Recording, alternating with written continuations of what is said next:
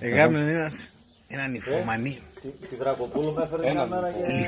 Γυναίκα, είναι. Λισάρα. Βάρκιζε πολλά. Α, σκίσε με. Α, καβλιάρι, καριόλι, τι δεν κάνεις. Καλοκαίρις καιρός στα παράθυρα για λεπτά.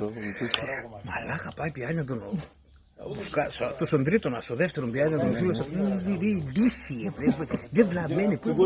Το κοπρόσκυλο, ρε μαλάκα, πήγε μας ρεζίλ της γειτονίας. Βαρκείς πολλά. Τι είναι αυτό, ρε μαλάκα. Τώρα αυτά, ρε μαλάκα, κάτι πίσω, ρε εμείς ρεζίλ. Τι ξέρω μάδα, λίγο να την αντιλία σου στο μάτσι, λύθιε. Ναι, αλήθεια, δούλευες. Πάλι καλά λες, ρε. Πάει τ' άλλο την ημέρα που λες, σαν δαγαμίεται, 38 βαθμοί, τα παράθυρα όλα ανοιχτά.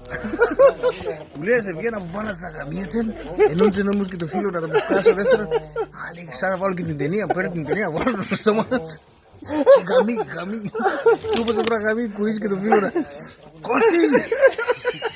Τώρα γαμώ καλά! Ναι ρε μαλάκα, ναι.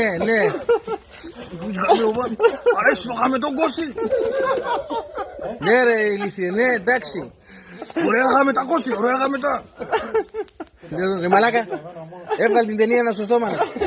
Λέει γιατί? Και ο κόσμος θα εφαρούν γαμί σε μέρα μαλάκα, λέει τον Κώστη.